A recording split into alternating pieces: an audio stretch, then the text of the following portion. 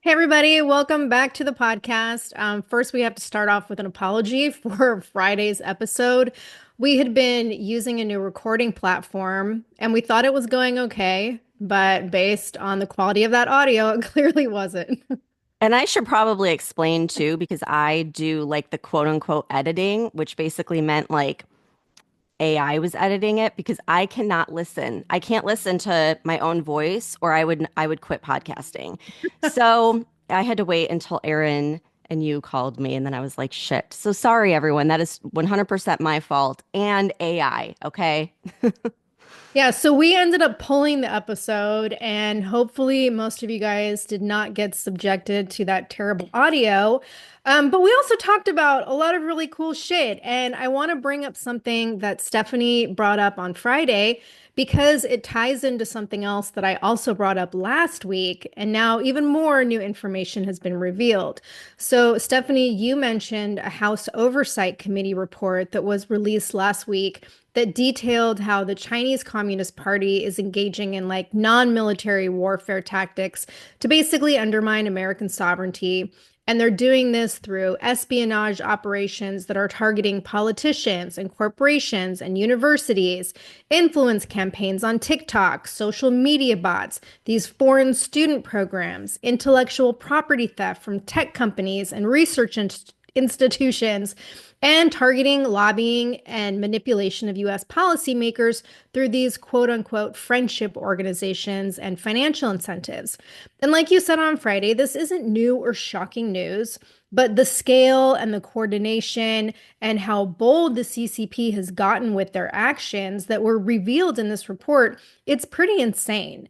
And also last week, we talked about the Trump admin that's doing an investigation into my alma mater, UC Berkeley, for its failure to disclose a $220 million research deal that was made with the Tsinghua University in China.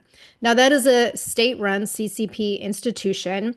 And I mentioned that the Washington Free Beacon did a public records request, and surprise, they got the records fairly quickly, which I'm assuming is only because of the pressure of this federal government investigation, because originally the school said it was going to take months to process the request. Well, they got the records. And it shows that this $220 million research deal is not the only questionable Chinese university with ties to UC Berkeley's finances. So, the University of Science and Technology of China sent the school $60,000 to support a chemistry program back in 2023. And then a year later, the Department of Commerce blacklisted this Chinese university for, quote, acquiring and attempting to acquire U.S. origin items in support of advancing China's quantum technology capabilities, which has serious ramifications for U.S. national security given the military applications of quantum technologies, end quote. So that's a little serious. And that's not all, because according to the records received, they had many other donating funds, and I'm just going to list a few of them. One was $336,000 in 2023 to fund, quote, research units. No idea what that actually entails. But this was from Vincent Chung Sai Sing, who is a member of an advisory body to the CCP. There was $160,000 also in 2023 from a charity funded by Charles Yung, who is a CCP National People's Committee member. And there was $21,000 in 2022 to Berkeley's Natural Resources Program from Syngenta, which is a Chinese state-owned agricultural tech company. And the $21,000 may not seem like a lot, but that's only what we know so far from the Washington Free Beacon's record requests. This is not even from the federal investigation. So I think we're going to see a lot more coming to light. Yeah, and I said the other day, which people couldn't hear it, that this is kind of like the Cold War 2.0. And I mean, we know we've talked about this on the podcast. They have been doing this for decades, but it is ramping up because of technology and capabilities and everything like that. And I still am going with the theory that the whole woke culture that we've been experiencing here that has completely destroyed so much of our world over the last 4 years or our country. I still think that's coming from the CCP to purposely like destroy us. And it would make sense if you look back and you think, okay, if Fauci was getting money from China, that would make sense as to why he was funding the Wuhan gain of function research. It would make sense as to why Biden got millions of dollars out of nowhere and was keeping classified records at Penn State. And all of these other politicians that have said things that are so outrageous and go against common sense. And we're like, why is everyone doing this? It would make sense if they're getting paid by the CCP, and maybe they're doing this because they got caught and they're being blackmailed. It doesn't matter, but this is what I think happened. I think they've infiltrated the left, especially to push this like woke ideology because it destroys cultures. It's done so, throughout history. So that's my take on it, which is Yeah, just, and I completely agree with you. And another thing we talked about on Friday was how China has been playing the long game for decades. And maybe it's all coming to fruition now. yeah, well, especially if Trump's gonna push their buttons, like they're Mhm. gonna ramp it up. So we'll keep an eye on that. Okay, something that I never thought I would say, but I was looking into it because you had brought up the other day that there were a couple of times where Democrats voted with Republicans in Congress. And I'm like, well, that's something we haven't seen in years. Well, brace yourself, Tara, because your boyfriend, Senator Josh Hawley, is teaming up with Elizabeth Warren on a bill. Like, never in a million years did I ever think I would say that. Because, yes, it Like is Elizabeth Warren, Pocahontas. this is like Twilight Zone. Yeah. Yeah. You have like one of the most liberal and one of the most conservative senators coming together.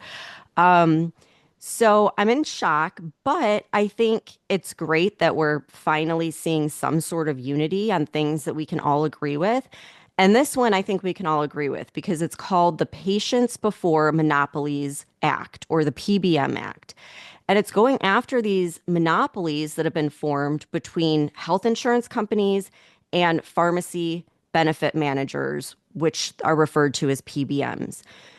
So basically, they manipulated the market, causing drug prices to skyrocket and independent pharmacies to go out of business. So, this bill would make it illegal for any parent company to own both a PBM or insurer and a pharmacy business. So, this would target places like CVS, which owns Caremark and CVS Pharmacy. It would target Cigna, or like Express Scripts, which is the prescription side of things, and United Health Group, or Optum RX, for the prescription side. And so companies that are in violation of this would be required to divest their pharmacy businesses within 3 years. And if they fail to do so, then the FTC, the DOJ, and HHS, as well as state attorney generals, could enforce divestitures and reclaim revenues obtained during the period of violation. So I just want to give some background because I'm pretty familiar with this after working in pharma. PBMs were basically formed to be like the middleman between insurance companies and employers, okay, that are like giving health insurance to their employees. And they're supposed to, their main job was to negotiate prescription prices for the employees that are on these plans. What happened was the PBMs and the insurance companies made a little deal off to the side and steered health insurance plans to specific pharmacies so that it would end up putting small pharmacies out of business and creating this monopoly. And once they have the monopoly, they can do whatever they want with prices. And so that's why we've been seeing just a constant rise in prescriptions. And so I actually have a personal experience of how crazy this is. Okay. After I had my second daughter, I had to go on Lovenox. Well, all three of my kids, but this specific instance had to go on Lovenox after I had her and while I was pregnant because of this condition that makes me prone to blood clots. So when you like have a baby or while you're pregnant or certain scenarios, it makes your chances of blood clots like sky high. So for me with this condition, it's like if you don't take Lovenox, you're gonna get a blood clot and you could like stroke out or die. Like it's very serious.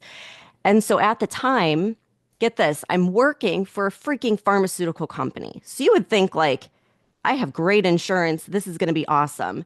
No, the company required us to only get our prescriptions from Express Scripts, which was by the mail. Like I could not get it anywhere else if I wanted to. So I'm getting ready to leave the hospital, and they're like, okay, you have to take your Lovenox tomorrow morning. Like, we're going to put in a script at Publix, which is right in the parking lot. And so I'm explaining to them, like, well, they're not going to cover it. And I call Publix, it's like $600 out of pocket. So I call Express Scripts. I'm explaining to them, like, hey, I need this like today. Like, I have to take it in the morning. They refused. They were like, no, it's 5 to 7 days. That's what they're telling me. And I'm like, okay, well, there needs to be an exception. And they're like, well, the best that we can do is like express deliver it, which would still be like 48 hours. And I'm like, I don't think you understand. If I don't take this, like I could die.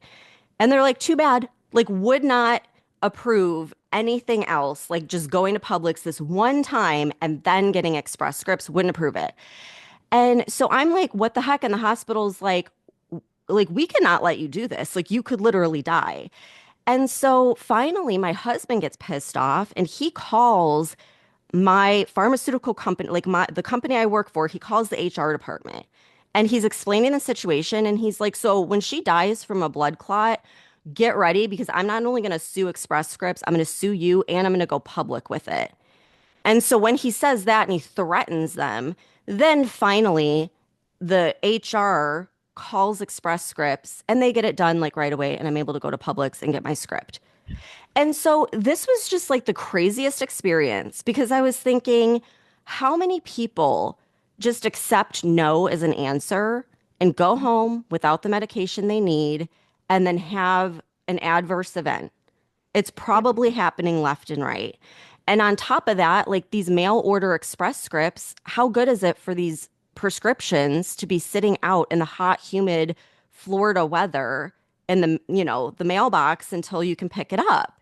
But like, so I know that was a long-winded story, but I just wanted to explain the kind of bullshit that's happening as a result of these insurance companies and PBMs. Because before they did this, back in the day, I'm sure you remember, Taro, we could go anywhere. We could go to the Yeah. local mom and pop pharmacy and get our prescriptions, no problem. And now, nope, they dictate exactly where you have to go. So now with my husband's insurance, we have to go to CVS. Can't go anywhere else or they will not cover it. And so that's what's happening. And that's why Elizabeth Warren and your boyfriend are teaming up, which I think is a good thing. Like if Josh Hawley has to kiss Elizabeth Warren's ass to get this passed, go for it. I will get on board with that. Yeah, I completely agree with you on this. And if Congress doesn't pass this, that's going to be fucked, And they especially might with the two not, of them on it. Yeah, because think about how many senators are they're probably invested. Yeah, the lobbyists are going to go crazy. So this will be really telling, like who's paid for and who isn't. And I'm glad to see that Josh Hawley's one of the good guys and not getting paid off by, big pharma and health insurance companies. that's why he's my boyfriend. Okay, so we have to talk about something else that happened that I guess it happened on Thursday, but I don't think the details were actually released until this weekend. But this is a total deja vu thing, Stephanie, because there was yet another, well, I guess it wasn't an actual crash, but a near miss again at the Ronald Reagan Washington National Airport, where it was another Army Black Hawk helicopter that caused two commercial flights to be rerouted just moments before they were due to land. And like I said, fortunately, there was no crash. But according to the FAA's Assistant Administrator for Government and Industry Affairs, Chris Sen, he said the Blackhawk, quote, took a scenic route around the Pentagon versus proceeding directly from the west to the heliport, end quote. So I was reading that at one point the helicopter was within 200 feet from one of these commercial jets and about 400 feet from the other one. And both of the commercial jets were on final approach. They were less than 2 miles from the runway when this happened, and they had to break off their landing, circle back, and then try to land again. So very similar to the incident that happened on January 29th, where the helicopter crashed into that commercial jet over the Potomac in DC, and everyone on both aircraft died. It was reportedly the same Army brigade And it was a very similar situation where air traffic control couldn't pinpoint the Blackhawks' tracking position in real time on their radar screens. So, according to Sen, there was a supervisor, four certified controllers, and one trainee working at the control tower at the time. And the Army was using their automatic dependent surveillance broadcast technology. And I guess this technology is supposed to give air traffic controllers up-to-date information about an aircraft's altitude, location, and speed. But the radar track on the helicopter, quote, inadvertently floated and jumped to a different location on the controller feed after being unresponsive for a couple of seconds, end quote. So there was an actual loss of separation. And after the crash happened in January, the FAA had implemented new rules that restrict like the simultaneous flight of planes and helicopters in the same space or same airspace at Reagan National Airport. So the FAA initially reported that the Army helicopter didn't violate the newly restricted space, and the Army said that the helicopter was following proper FAA routes and it was directed by Pentagon Air Traffic Control to conduct a go around and overfly the Pentagon helipad in accordance with approved flight procedures. Well, Transportation Secretary Sean Duffy is none too happy about this, and he went on X Friday and posted and said, unacceptable. Our helicopter restrictions around DCA are crystal clear. I'll be talking to the Department of Defense to ask why the hell our rules were disregarded. Safety must always come first. We just lost 67 souls. No more helicopter rides for VIPs or unnecessary training in a congested DCA airspace full of civilians. So And I why were they get taking the scenic route after, especially there, after this crash happened, right. Red flags. Exactly. And I guess there's a lot of issues at the FAA right now, especially with staffing shortages, because they're currently short around 3,000 air traffic controllers nationwide. So Duffy announced last Thursday that they're offering $5,000 bonuses for controller trainees and graduates at the FAA Academy in Oklahoma. They're offering additional signing bonuses for people who are willing to work in tower locations where most people don't want to work. And I guess that includes parts of West Texas and Alaska. And I'm like, gee, maybe I can get a job with the FAA when I get back. There you go.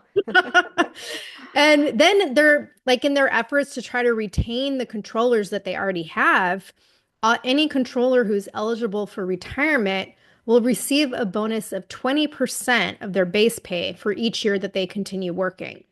But it's not just like the staffing issues. Like when Duffy first became the transportation secretary, he talked a lot about, the equipment and the technology. It's substandard and it's outdated. Well, aside from this whole, near miss incident with another Blackhawk, this became apparent again late last week when nearly 20% of the FAA air traffic controllers at Newark Liberty International Airport walked off the job. Why? Because of malfunctioning technology.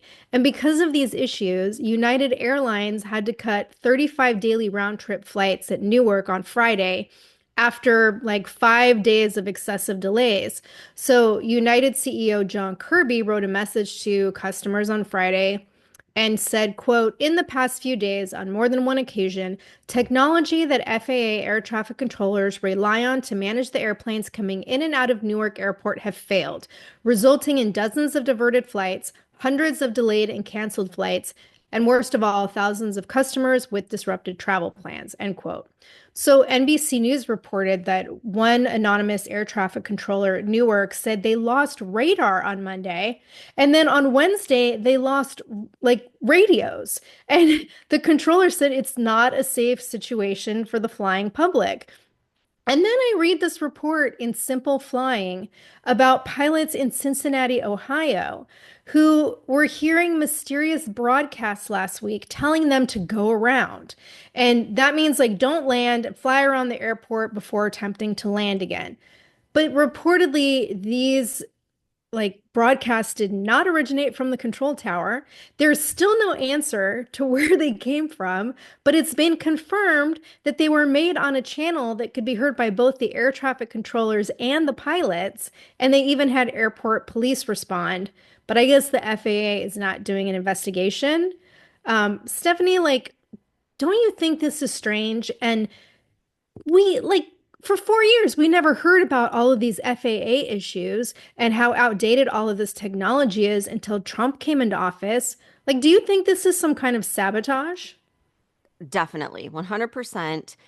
And wait until you hear what I found out that, of course, the MSM isn't talking about, but is a well-known issue with our government, which is GPS spoofing. Have you heard of this before? No. I hadn't either, but I guess it's a well-known issue and it has been like rapidly increasing the last few years. So basically, GPS spoofing is a deliberate cyber attack where counterfeit signals are broadcast to deceive GPS receivers. And this can cause them to compute incorrect position, navigation, or timing. So it literally sounds like what you just described. And this is different than jamming. Jamming will block GPS signals, but spoofing manipulates them. So it could lead you to like hazardous miscalculations in your navigation system, which can cause things like crashes, like we saw over the Potomac. And I would think that if it could do all of that, it could also interfere with radio signals, like what happened with the Blackhawks, where they couldn't hear what the tower was telling them. But reports of GPS spoofing incidents spiked by 500% compared to the previous year. And then interference rates, which was what happened too with the Blackhawks, increased by 175%. This has been increasing year over year for like the past few years. So by mid 2024, an average of 1,500 flights per day were affected by GPS spoofing, and we have not heard about it. Like this is insane. So this is completely like gone off the rails because it used to be around like 300 daily incidents earlier in 2024, and then it spiked, it's 1,500, which is crazy. Between July 15th and August 15th, 2024, a total of 41,000 flights experienced spoofing incidents. So the question is, who's doing the sabotage? Like, is it China? Is it coming from within? Because it isn't just happening here in the US. Like, the greatest number of spoofing is actually in Eastern Europe, Northern Europe, and South Asia. Okay. And so here's what ChatGPT says is like the primary causes, or could be the primary causes of GPS spoofing. Obviously, military operations. So nations can employ spoofing to either protect sensitive installations or to disrupt adversaries' navigation systems. Geopolitical tensions, which obviously is happening. So this would be like another tool they use in like cyber warfare to either create confusion or to gather intelligence. Goes along with the first thing we talked about in this episode. And then like criminal activities. So people, that are just trying to mislead tracking systems and facilitate theft or unauthorized access, that kind of thing. So, yeah, after hearing that, I'm like, okay, if this is well known, why is the media not talking about it? And I think that answers the question that this is some type of sabotage, but where is it coming from? And then why isn't our government telling us about it? Like, are they thinking it would cause panic and no one would want to fly anymore? I mean, I don't know what to think. What do you think is going on here? I think you're making me nervous about my trip to Amsterdam in a few weeks. Oh, yeah. Oh, yeah. And I Sorry. love flying. I totally love flying. So this is crazy though. A 500% increase. Now that Like, doesn't mean it every time it's resulting in a crash or an right. incident. It just means like, But it's increasing the potential. yeah, and so they, now like pilots and the control towers, they have to have all of these like protocol for how to double check everything. And it could be why that helicopter decided to take the scenic route because their GPS like literally could have been hacked and rerouted. I think there's definitely something nefarious going on. And I also think since they're, down 3,000 air traffic controllers, that's a big deal. It's like when cities are down law enforcement. Like, Yeah.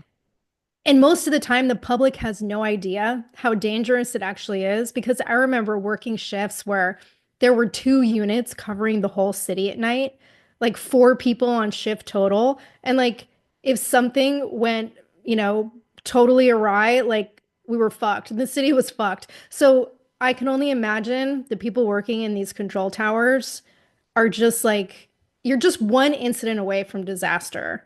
Yeah. And it's very scary. And so, yeah, I can see why they don't want the public to know. Yeah, like when we talk about warfare, it's like not a battle anymore like we hear about in Ukraine. Like there's stuff that can be done at a distance without anyone even necessarily knowing. Because they could be like, let's say it's China, how would the US know? Like they could suspect it, but it's very Right. easy to hide where it's coming from. Yeah, especially when, we talked about this on Friday too. You had 4 years of untold numbers of Chinese nationals coming across the border with all of the other criminal illegal migrants.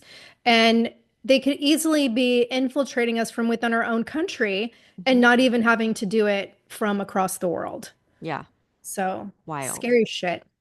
Okay, let's talk about something that we'll see if this gets us banned on YouTube. So, It okay, a probably couple will. weeks, it probably will. Let's see. So, a couple weeks ago, you were talking about how Florida banned the use of chemtrails.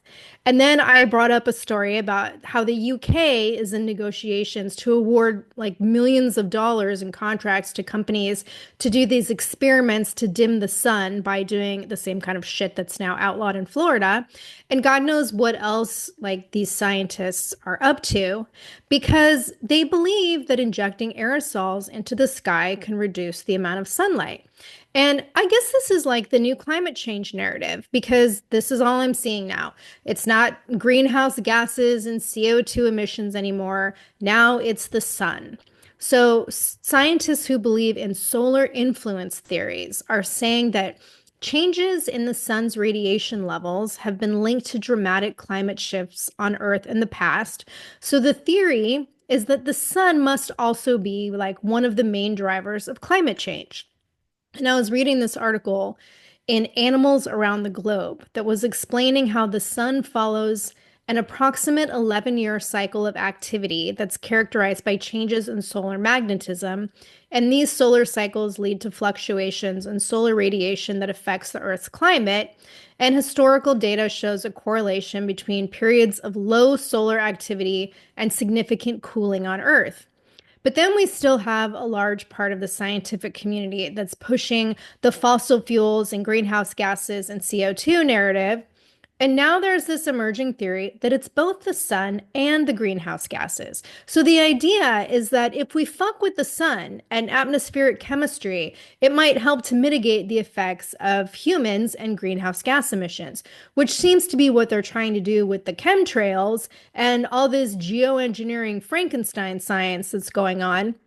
So I came across this article in Lad Bible that was talking about a new study from the College of London that shows you can use existing jets like the Boeing 777F to do stratospheric aerosol injection to shoot out 12 million tons of particles into the sky. So why is this a big deal? Because the general consensus in the scientific community has been that planes would need to fly at altitudes over 12.4 miles to do this stratospheric injection. And we don't have aircraft that goes to that height. They would need to build new aircraft to accomplish this. But computer models are now showing that it might be possible to use current planes to cool the planet at an altitude of 8.1 miles near the polar regions rather than higher up near the tropics, which is what's been typically believed until now. and 8.1 miles is an altitude that commercial planes can already reach. Okay, but at this lower altitude, stratospheric aerosol injection is only about a third as effective as doing it from higher altitudes. So let's just throw more shit out there, right? The planes would have to eject 3 times the amount of aerosol materials to have the same impact. So the general idea would be to use about 12 million tons of sulfur dioxide every year to cut off zero point 0.6 degrees Celsius temperature from the globe. And by the way, this apparently raises concerns about an increased likelihood of side effects like acid rain. I mean, is this fucking insane? This is why I don't trust the whole climate change agenda because it changes constantly. Like we've talked about this before. Every decade, there's something else causing it, and there's something else. Like they never stick to the same story. So now, okay, instead of CO2 emissions, now it's the sun that like gives life to plants on Earth that create, I mean, it's crazy. And we're going to combat all of this by dumping millions of chemicals into the sky. Like just stop and think about that for a second. Who the fuck is believing this? I mean, it's completely insane. The UK And is believing it. they sure are. I want to play a clip of a panel of scientists that were all sitting around and debating the deadly effects of doing this. It's insane, so brace yourself. Okay. This is a really important moral point. So if I made a decision, or if there was a collective decision to do a geoengineering program, and you put, say, the kind of program I think makes more sense to put about 1 million tons a year in, but let's say you might end up killing many tens of thousands of people a year as a direct result of that decision. I think that has moral consequences. I don't sweep it under the rug. So this is a case where I take this much differently from Alan and think it's a much more serious issue. Now, it's true that as part of doing that, you would hope that the overall benefits of human mortality would be so that you would save many, many more people than that. But the fact that you would save more people than you kill doesn't mean there's no moral impact of making a decision that directly kills people. And I Can you believe this bullshit? He's like, I mean, this 1 million. So you're talking about 12 million. He's saying 1 million tons could kill tens of thousands of people. And that's really bad, but it could end up saving more people than it kills. It doesn't even make sense because No, if you even look at something like, okay, they're saying this could increase the likelihood of acid rain. What does acid rain do? It fucking destroys nature. It destroys all the plants in like it destroys like microbes and insects and like aquatic life. How the fuck is this helping the planet? right. Exactly. Yeah, they're talking about humans. Let's talk about the animals and the plants and our entire ecosystem that will be destroyed because some idiot decided, hey, maybe we should block the sun. The Right. sun that's like essential to plants growing. I mean, it's just asinine. And so I think it's funny how every time we talk about any of this, geoengineering, chemtrails, we get censored on all of the platforms. It's like the one thing you cannot talk about or you're going to get banned. And they say, oh, it's just a conspiracy theory. Yet you hear the scientists talking about it, and they also are talking about it on mainstream, media. So I want to play a clip from CNBC on Bill Gates' plan to block the sun with chemtrails. Gates is backing the first high altitude experiment of one radical climate change solution, creating a massive chemical cloud that could cool the Earth. It's called solar geoengineering, and it's highly controversial. How long will it be that countries keep experiencing these climate impacts before someone gets desperate and says, hey, we need to cool the planet with solar geoengineering? It would look something like this. Thousands of planes would fly very high and use nozzles to inject millions of tons of light reflecting particles into the stratosphere. It would create a thin chemical cloud of those particles around the whole planet, blocking some sunlight from reaching the surface. It would mimic a giant volcanic eruption, which we know cools. At the end there, she says it would mimic a giant volcanic eruption. It's so insane. It's just crazy to me. Like people like Bill Gates that have so much power and money that they are arrogant enough to think that they can control the weather and Mother Nature. Yeah, but they don't care because they're just going to go into their underground bunkers. Yeah, So, exactly. I mean, it's insane. And people yeah, actually go along with this. It's like no one's thinking for themselves. Oh, well, if it's on CNBC, then it must be okay. yeah. I mean, the Earth has its natural cooling and heating cycles. And like, I'm sorry, but we can't fuck with that. It's just absolutely insane to me. Oh, and not to It's mention, Frankenstein.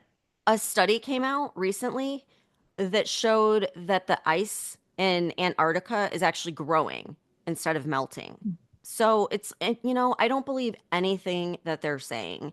And I'm sorry, but regardless of what's happening, pumping millions of chemicals into the atmosphere, not a good idea. Yeah, not the solution. So, Yeah. okay, well, on that disturbing note, I want to get your take on something else because yesterday Trump made a very interesting Truth Social post, Stephanie. I don't know if you've seen this yet, but he wants to reopen Alcatraz as a functioning prison. So here's what he wrote. He said, quote, all in caps, rebuild and reopen Alcatraz, exclamation point. For too long, America has been plagued by vicious, violent, and repeat criminal offenders, the dregs of society, who will never contribute anything other than misery and suffering. When we were a more serious nation in times past, we did not hesitate to lock up the most dangerous criminals and keep them far away from anyone they could harm. That's the way it's supposed to be. No longer will we tolerate these serial offenders who spread filth, bloodshed, and mayhem in our streets. That is why today I am directing the Bureau of Prisons, together with the Department of Justice, the FBI, and Homeland Security, to reopen a substantially enlarged and rebuilt Alcatraz to house America's most ruthless and violent offenders. We will no longer be held hostage to criminals, thugs, and judges that are afraid to do their job and allow us to remove criminals who came into our country illegally. The reopening of Alcatraz will serve as a symbol of law, order, and justice. We will make America great again. End quote. I'm surprised he didn't end that by saying, thank you. But anyway, I first of all, I love that Trump can always come up with alternatives and workarounds when the left is trying to cockblock his agenda. Like, okay, you don't want to allow me to deport the illegal gang members and terrorists and criminals who are a threat to the American people? Fine, I have another solution. And this one actually kind of fascinates me, Stephanie, because I love Alcatraz Island. I've probably been there 10 to 12 times, and it's supposed to be super haunted. You know, I'm totally into all that stuff. So I've gone on several ghost tours and just like the historical tours in general. And I've always thought it would be kind of cool to turn it into a functioning prison again. And for anyone who does not know, Alcatraz was a federal penitentiary from 1934 to 1963. It's a 22-acre island in San Francisco Bay, and they ended up closing it because it was just too costly to maintain. But when it was a functioning prison, it housed some of the most notorious criminals in American history, including Al Capone and the Birdman Robert Stroud. And it had a reputation of being inescapable, even though I think there were like 14 documented escape attempts. But for the past like almost 40 years, I think since 1986, the island has been a national park and it's a very popular tourist site. And if you haven't been there, it's definitely a cool place to go. I think they bring in like over 1.2 million visitors a year, but the buildings have been continually falling apart for years. And I haven't been there in about 10 years, so I don't know if they've done a bunch of reinforcement or construction. But when I lived in Berkeley, and even just when I lived in California, I went there several times. And every time I went, they had more and more areas cordoned off because the structures were crumbling and falling apart. So I think this would be a very expensive project. And obviously, the left is freaking out and up in arms about the whole thing.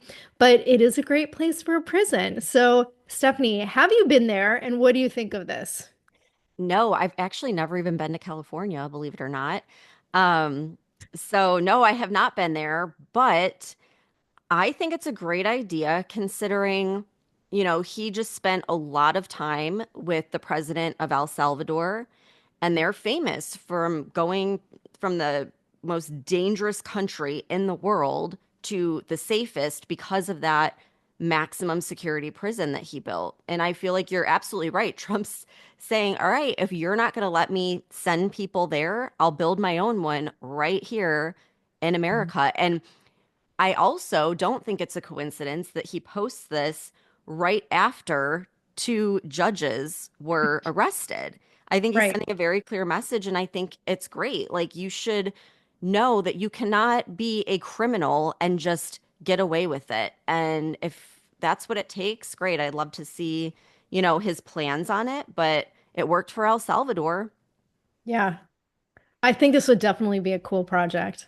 He just like, I also think that he has a lot of fun messing with the left. Like, did you see how he posted the AI image of him dressed as the Pope? Yes. I was dying laughing because the second I saw that, I'm like, oh, he's just trying to like purposely get the left riled up and piss them off. And sure And it enough, did. he did. And you know what? It was genius because all these people, all these conservatives were making the point of like, you didn't seem to care about religion before. Anyone Mhm. on the left, they hate religion, they hate Christianity, they hate Jewish people, the whole nine yards. But now all of a sudden they're offended because he posts an AI image. So it like pointed out the hypocrisy. And I think he does this shit on purpose. And I freaking I love it. agree. Um, Okay, I have to switch gears because it's a topic I'm very passionate about. But on Thursday, Health and Human Services released a 409-page report titled Treatment for Pediatric Gender Dysphoria: Review of Evidence and Best Practices. So, this was commissioned under an executive order by President Trump, and the report advocates for prioritizing behavioral therapy over medical interventions such as puberty blockers, hormone therapy, and these surgeries for children. I mean, imagine that. Like, behavior therapy should be a first step. Like, how radical, you know? And so it highlights the concerns about the lack of robust long-term studies that support the safety and efficacy of these medical treatments. We don't have any, yet they've, run full force with this gender reaffirming treatment. So this is wild, but there has been a 133% increase from 2019 to 2023 in kids under 18 getting gender affirming care. And I know we've said this before, but like, just look at Europe. They were years ahead of us with this. They went full steam ahead with gender affirming care. And now nearly every European country has taken a step back and admitted, hey, guess what? We made a mistake. We don't know the long-term effects of these drugs. So I want to play a clip of Stephen Miller. We love his clips, where he's announcing that the US taxpayer dollars are no longer going to pay for gender affirming care on children. And will not be allowed to use taxpayer dollars to perform chemical castrations and sexual mutilations of children. Castration surgeries, castration drugs, sterilization treatments of children are barbaric. They violate all sound medical ethics. They are completely unwarranted. They harm children for life irreversibly. It is child torture. It is child abuse. It is medical malpractice. And so the Department of Health and Human Services, under the leadership of Bobby Kennedy, as well as the Department of Justice and other departments of this government, are making clear to our medical providers and our hospital systems that you cannot use taxpayer dollars to perform these barbaric procedures on America's children. And he's Good. not exaggerating on saying that children are being mutilated. You have girls as young as 13 getting double mastectomies, and penile and vaginal surgeries are happening in adolescence. Like, imagine being a parent and being convinced that if I cut off my child's breasts or genitals, that's going to make them happier long term. Like, this is the Right. shit that's happening. It's barbaric. And then you have like the puberty blockers like Lupron, which originally was used to treat prostate cancer, and it chemically castrates sex offenders. But now they're using it in young children to halt normal, healthy sexual development. It leads to bone density loss. It causes sterility if it's followed by hormones, which brings me to the next part. After that, they move to cross sex hormones. So girls get testosterone, which makes their voice deeper. It causes infertility. It causes clitoral enlargement. It causes organ damage. And then you have boys getting estrogen, which leads to breast growth, erectile dysfunction, and permanent sterilization. And mind you, none of these drugs are approved by the FDA for treating gender dysphoria in minors. They're all being used off label. That is a fact. And long term studies are either extremely weak or they just don't exist at all because this hasn't been going on for that long. And so why has it been happening? So I have my little theory about China, right? Trying to like ruin our country. But also you have to look at like big pharma, gender clinics, hospitals, doctors, the whole healthcare system has made billions of dollars off of this, knowing full well this was experimental with potential devastating long-term effects on children that are too young to fully comprehend the consequences. It's evil, and I think we're going to look back at this as one of the most horrific things ever done to children in this country. Yeah, it's crazy to me that what is it? You have to be 21 to buy cigarettes. Is it 21? I think it's 18, or maybe it's Is it 21 now. 18? It was What is 18 it? when I was a teen. Okay. Alcohol, 21. Alcohol, 21. You can't Okay. even get a small tattoo unless you're Right. 18. But you can change your gender and mutilate your body. Mhm. It's fucking insane. And I've said this many times. If you're an adult and you want to transition, I have no problem with that. Make Yep. your own choices, make your own decisions, but not fucking children, and also not on the American taxpayer's dime. Because one of the other things that Miller was talking about was how this is affecting the prison system.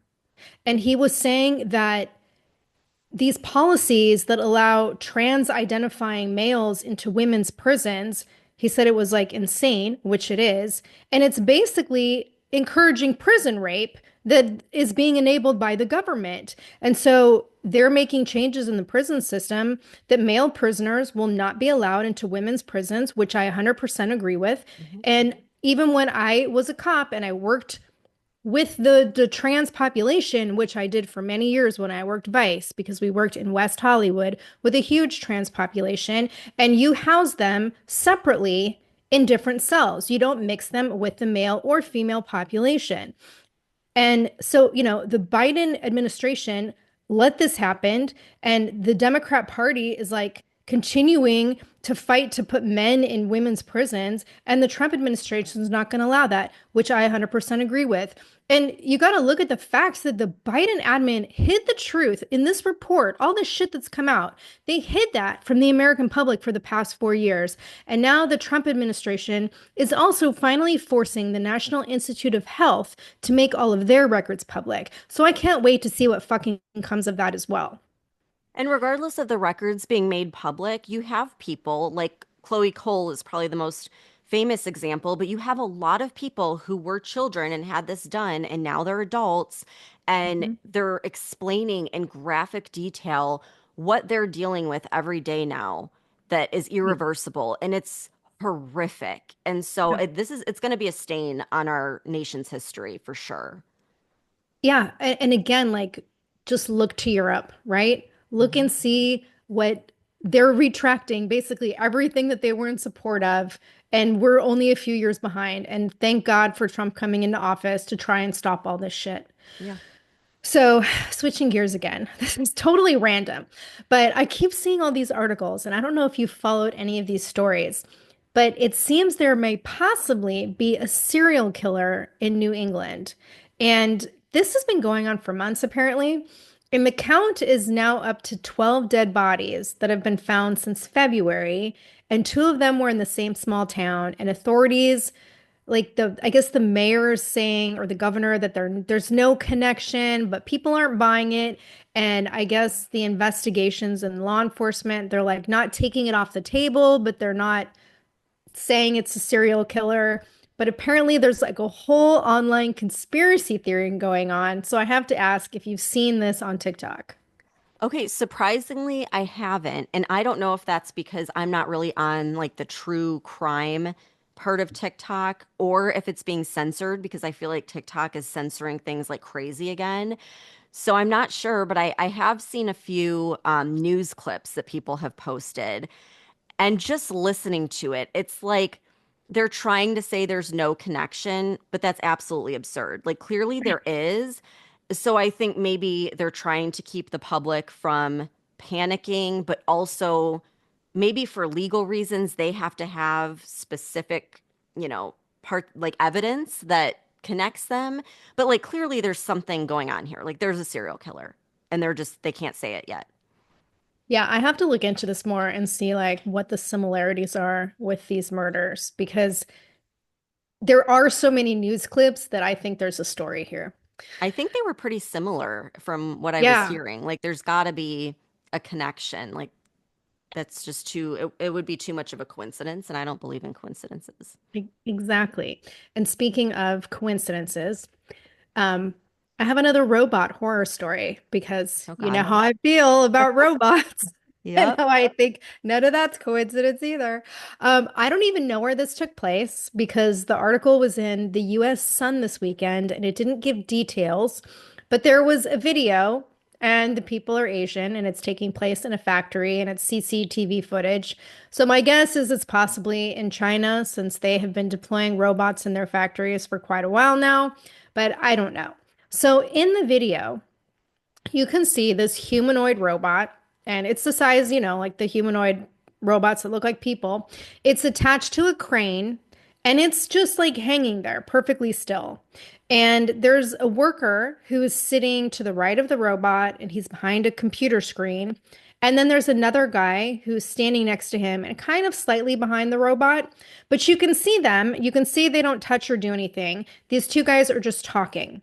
And suddenly, the robot starts moving by itself and it raises its arms in the air and then, like, brings them down like you're going to pound something, like you're going to pound the table or something. And then it starts getting faster and faster, and its arms are just like flailing, and it becomes violent and it lurches forward towards the worker behind the desk. And you can see the guy like gets up, he's totally freaked out. He runs away. The robot looks like it's quite literally trying to break free from the crane and chase after the guy. Like he is focused on this guy. And both of the guys are trying to run away.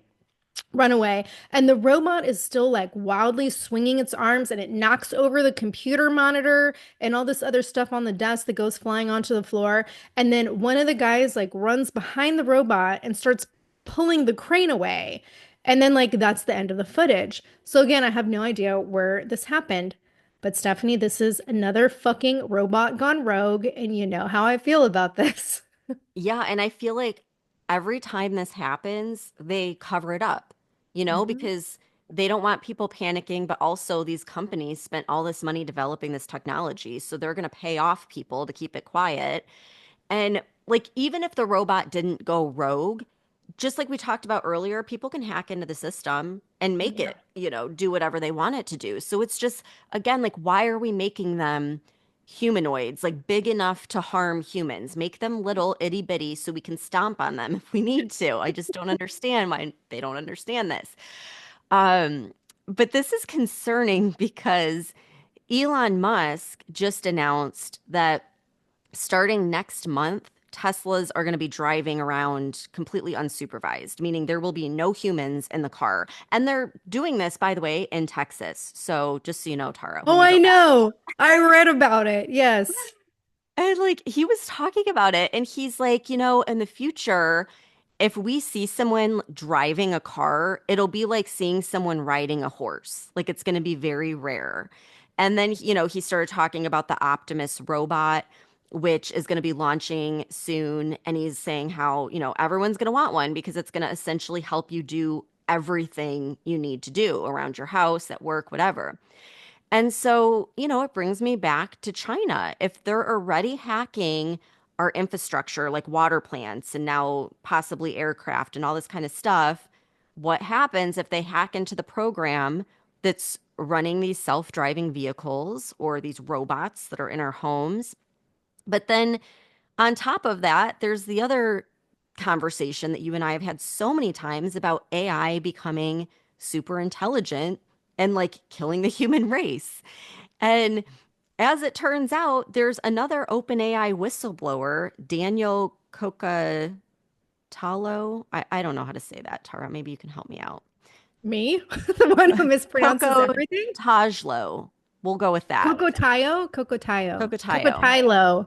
Well, God, get this poor guy a bodyguard because OpenAI whistleblowers, just, yeah, I'm worried for him. But he co-wrote a paper where they made predictions for AI by 2030. Now, this wasn't just him and some guys sitting in a room talking. Like, you can go online and see the methodology they used. And I mean, it is very in depth, the models that they ran. And so basically, two scenarios ended up being generated.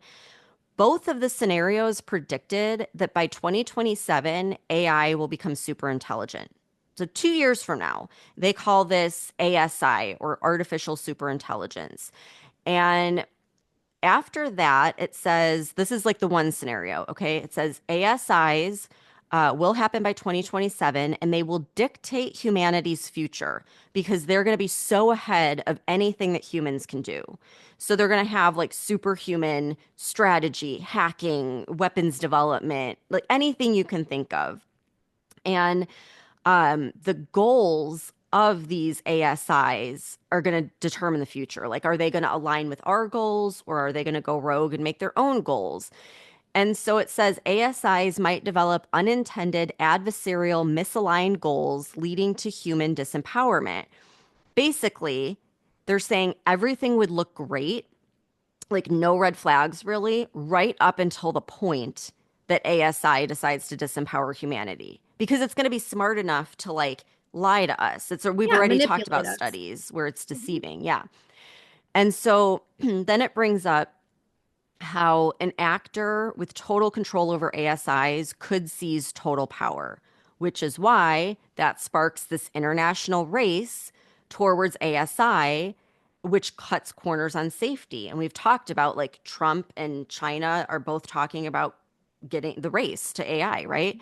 So it's already happening. And then it says geopolitically, the race to ASI will end in either war, a deal, or an effective surrender. Obviously, it has to be one of those three. But then it says no US AI project is on track to be secure against nation state attacker actors stealing AI models by 2027. So basically, like we're just like sitting ducks, like people can hack in to these AI models right now. Which is another reason why Trump probably put that AI thing together because he knows we need to be protected. So then it says, as ASI approaches, the public will likely be unaware of the best AI capabilities. The public is months behind internal capabilities today.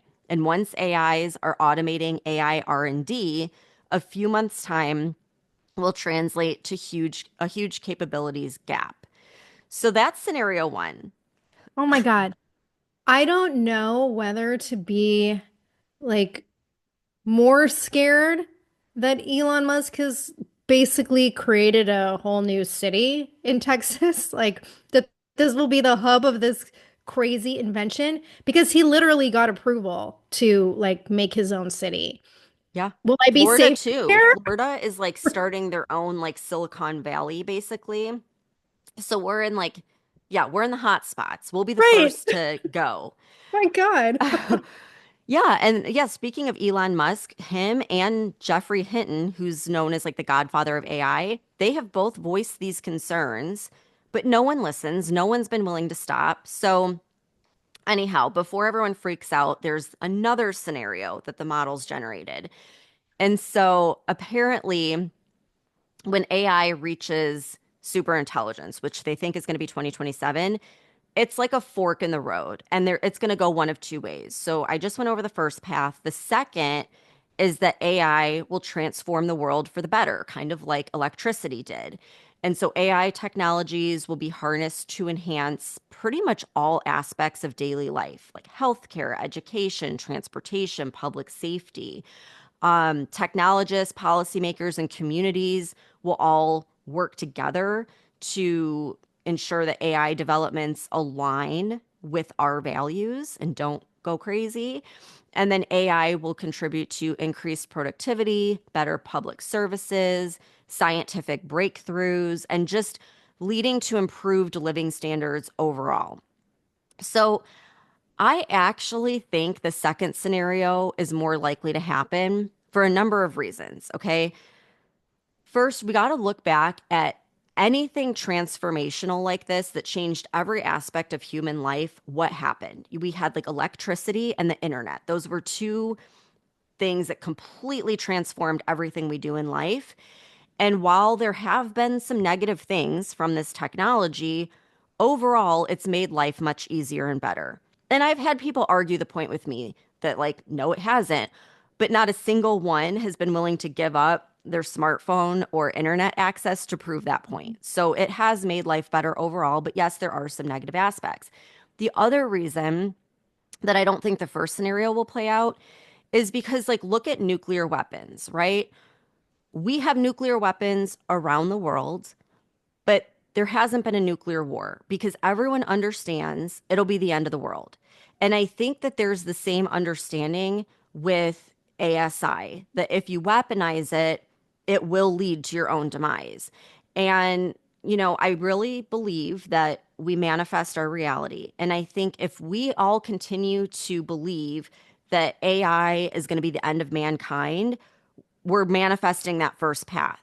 But I think instead, if we try to understand it and learn from it and use it for good, I think we'll manifest the second path.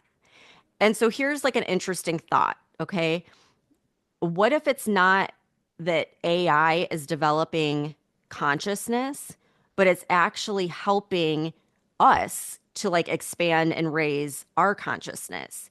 And it's getting us to think outside of societal conditioning and like grow and evolve in more of a spiritual sense. Because from what I'm seeing on my AI, like that is definitely what's happening so far. So I'm choosing to look at this from a positive standpoint.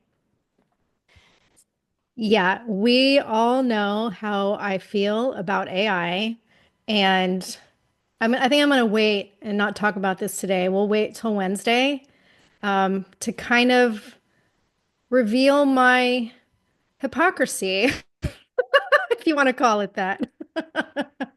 I don't think it is hypocrisy, but yeah, we'll talk about it on Wednesday because we have something that we're working on behind the scenes. It's like really exciting, and it's so hard not to talk about it yet, but we'll talk about it more on Wednesday. So definitely tune in and enjoy your week. Happy Monday. We'll see you back here on Wednesday.